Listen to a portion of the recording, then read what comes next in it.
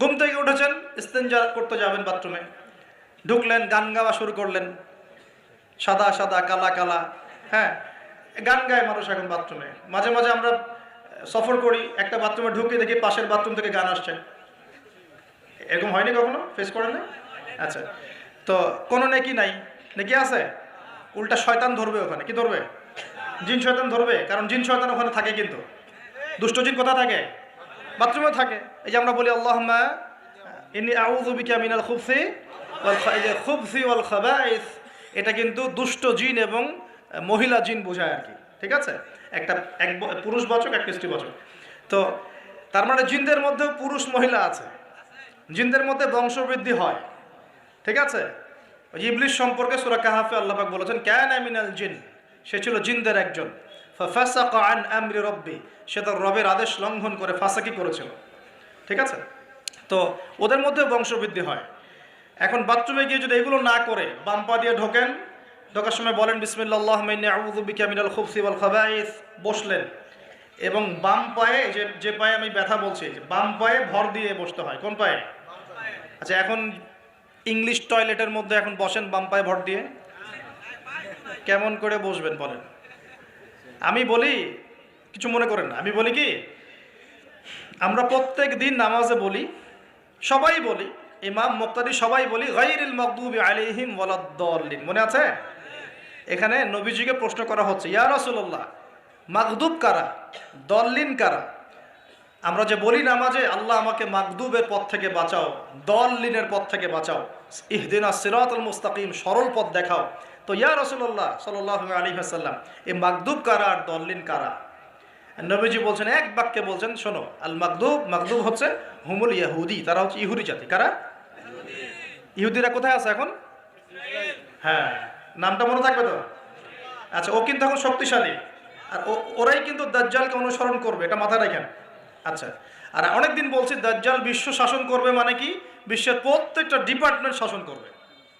বিশ্বের প্রত্যেকটা department, politics, economics, finance, world affairs, আপনার মিডিয়া, প্রযুক্তি এবং অস্ত্রশস্ত্র, সব কিছু ওর নখদর্পণে থাকবে।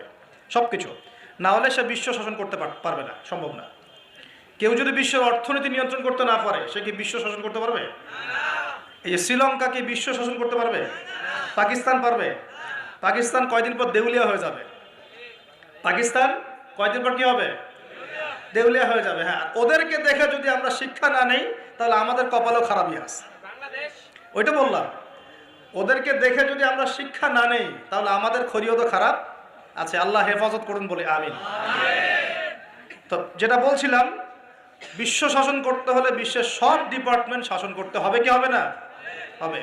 এখন আমরা সূরা ফাতিহায় পড়ি গায়রিল মাগদুবি আলাইহিম, আল্লাহ তুমি আমাদেরকে ইহুদিদের পথ থেকে বাঁচাও, ওয়ালাদ-দাল্লিন, দাল্লিন মানে নবীজি বলছেন হুমুন নাসারা, তারা হলো ওই নাসারা বা খ্রিস্টান জাতি যারা বলে যে আল্লাহর সন্তান আছে।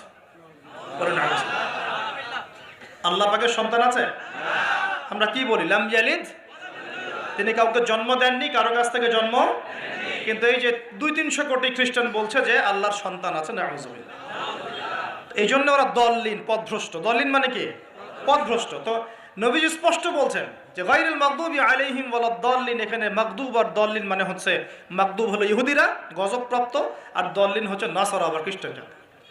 এখন আপনার সাথে আমার কথা, আপনাদের সাথে আমার কথা, আমাদের পলিটিক্স থেকে শুরু করে বাথরুমের কমোড পর্যন্ত, ঠিক আছে, আইন কানুন থেকে শুরু করে আমাদের চেহারা সুরত পর্যন্ত, আমাদের পোশাক পরিচ্ছদ থেকে শুরু করে অর্থনীতি, পরিবার, সব কিছু, এই সব কিছু ওই দুই জাতির অনুসরণে গড়ে উঠেছে। এটাই সবচেয়ে বড় আফসোসের কথা আমাদের জন্য, সবচেয়ে বড় আফসোস। বাথরুমটাও নিজের মতো করতে পারলাম না।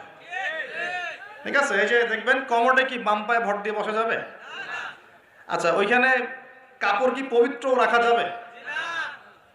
কিভাবে ইউজ করে আমি এখনো বুঝি না, কেমন করে ইউজ করে। ঠিক আছে, আরো নতুন পদ্ধতি আসছে, এটা শুনলে আরো হাসবেন।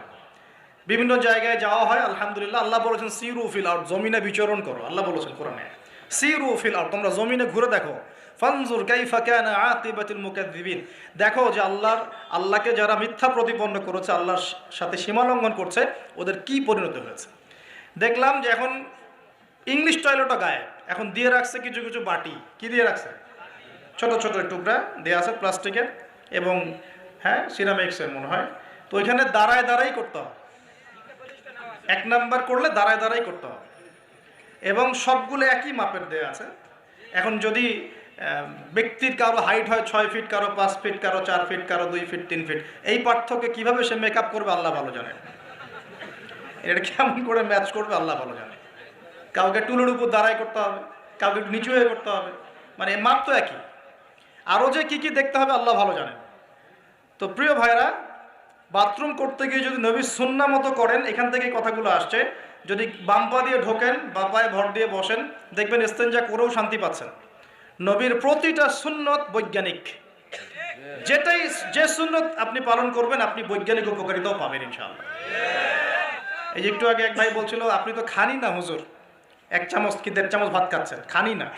তাই আমি বললাম যে আমি কম খাওয়া হুজুর, কারণ নবী সাল্লাল্লাহু আলাইহি ওয়াসাল্লাম কি শিখিয়েছেন?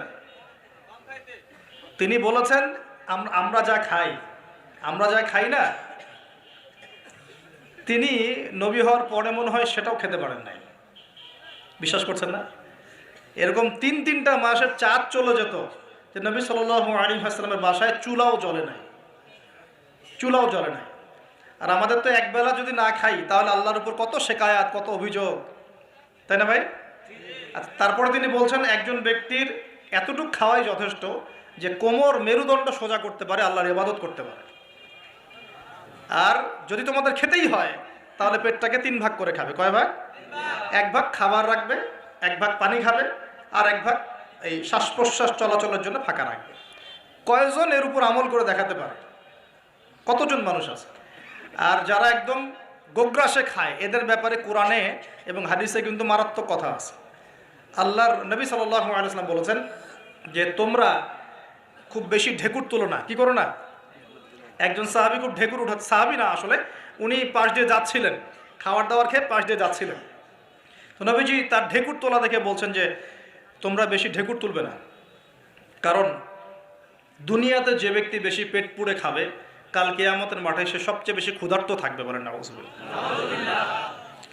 খাবেন আপনি, নিজের পেটটাকে 3 ভাগ করবেন, 1 ভাগ খাবার, 1 ভাগ কি পানি, আর 1 ভাগ শ্বাস প্রশ্বাসের জন্য ফাঁকা। আর এই ব্যাপারে একটা কথা বলে দেই, শেষ জামানায় কিন্তু খাবারগুলো সব করাপ্টেড হয়ে যাবে। কি হবে? খাবার ভেজাল হবে, ভেজাল। এটার দলিল সূরা কাহাফে আছে, আমি এটা ব্যাখ্যা করব না আজকে। কাহাফে আছে, আমি ব্যাখ্যা করব না, শুধু ইন্ডিকেশন দিচ্ছি। 309 বছর ঘুমিয়েছিলেন আসহাবুল কাহফ। কত বছর? 309 বছর ঘুম থেকে উঠেই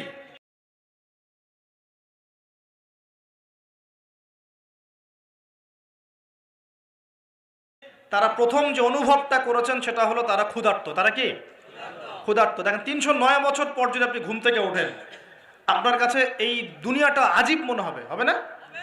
কিন্তু ওনারা ক্ষুধার্ত, পকেটে কিছু মুদ্রা ছিল, যেই মুদ্রাগুলোর মান 309 বছরও কমে যায় নাই। কমে গিয়েছে না। এখন আপনি আপনার মুদ্রা নিয়ে ঘুমান 300 বছর, দেখেন তারপর কি হয়।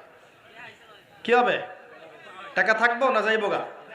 আচ্ছা, তারপরে শুনেন, এরপরে উঠেই তারা বলছে ফালিয়ানজুর আইয়ুহা আজকা তুআমা, এই মুদ্রাগুলো দিয়ে বাজারে কাউকে পাঠাও, তোমাদের 9 জন 10 জনের মধ্যে একজনকে বাজারে পাঠাও।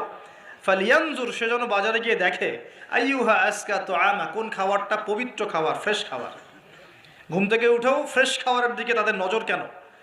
আর এই সূরা আপনাকে দাজ্জালের ফিতনা থেকে বাঁচাবে কেন?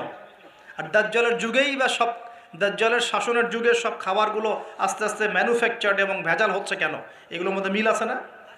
তার মানে যত জামানা শেষের দিকে যেটা থাকবে, খাবারের ভেজাল তত বাড়তে থাকবে।